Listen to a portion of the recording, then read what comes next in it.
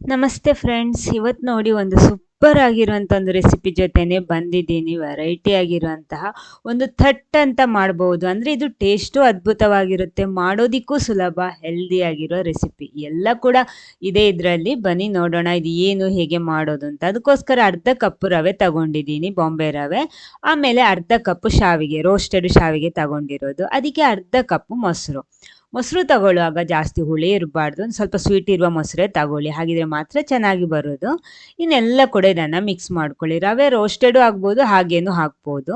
ಇನ್ನು ಇದಕ್ಕೆ ಸ್ವಲ್ಪ ಸ್ವಲ್ಪ ನೀರು ಹಾಕ್ಕೊಂಡು ಮಿಕ್ಸ್ ಮಾಡ್ಕೊಳ್ಳಿ. ನೀರೆಷ್ಟು ಬೇಕು ಅಂದರೆ ಜಸ್ಟ್ ಅದು ಮಿಕ್ಸ್ ಆಗಿ ಬರಬೇಕು, ಅಷ್ಟೇ ಸಾಕು ನೀರು. ಅಂದರೆ ಅದನ್ನು ಸ್ವಲ್ಪ ನೆನೆಯೋದಕ್ಕೆ ಬಿಡಬೇಕು. ಅದಕ್ಕೆ ಎಷ್ಟು ಬೇಕೋ ಅಷ್ಟು ಮಾತ್ರ ನೋಡಿಕೊಂಡು ಸ್ವಲ್ಪ ಹಾಕ್ಕೊಳ್ಳಿ.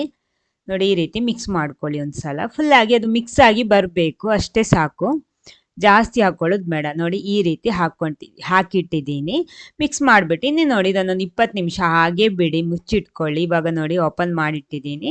ರವೆ ಎಲ್ಲ ಚೆನ್ನಾಗಿ ನೆಂದು ಸಿಕ್ಕಿದೆ. ಅದೇ ರೀತಿ ಶಾವಿಗೆನೂ ಒಳ್ಳೆ ಸಾಫ್ಟಾಗಿ ಬಂದಿದೆ. ಇವಾಗ ನೋಡಿ, ಈ ಹದದಲ್ಲಿ ಇರಬೇಕು, ಇದಕ್ಕಿಂತ ಜಾಸ್ತಿ ನೀರಿರಬಾರ್ದು.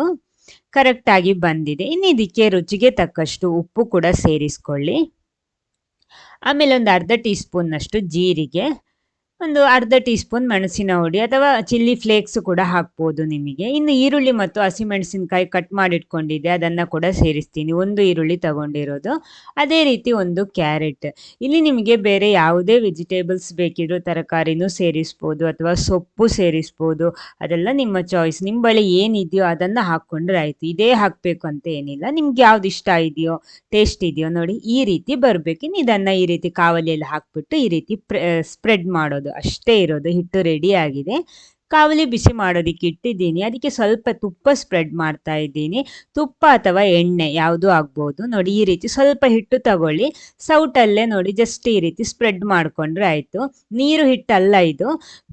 ತಟ್ಬಿಟ್ಟು ರೊಟ್ಟಿ ಥರ ತಟ್ಬಿಟ್ಟು ಹಾಕೋದು ಬೇಡ. ನೋಡಿ, ಜಸ್ಟ್ ಈ ರೀತಿ ಸೌಟಲ್ಲೇ ಹಾಕ್ಕೊಂಡ್ಬಿಟ್ಟು ಈ ರೀತಿ ಸ್ಪ್ರೆಡ್ ಮಾಡಿಕೊಂಡ್ರೆ ಆಯಿತು. ನಿಮ್ಗೆ ಎಷ್ಟು ತೆಳುವಾಗಿ ಬೇಕೋ ಆ ರೀತಿ ಮಾಡ್ಕೊಳ್ಳಿ. ದಪ್ಪ ಮಾಡಿದರೂ ಚೆನ್ನಾಗಿರುತ್ತೆ, ತೆಳುವಾಗಿ ಮಾಡಿದರೂ ಚೆನ್ನಾಗಿರುತ್ತೆ, ಯಾವ್ದು ಬೇಕಿದ್ರೂ ಮಾಡ್ಬೋದು.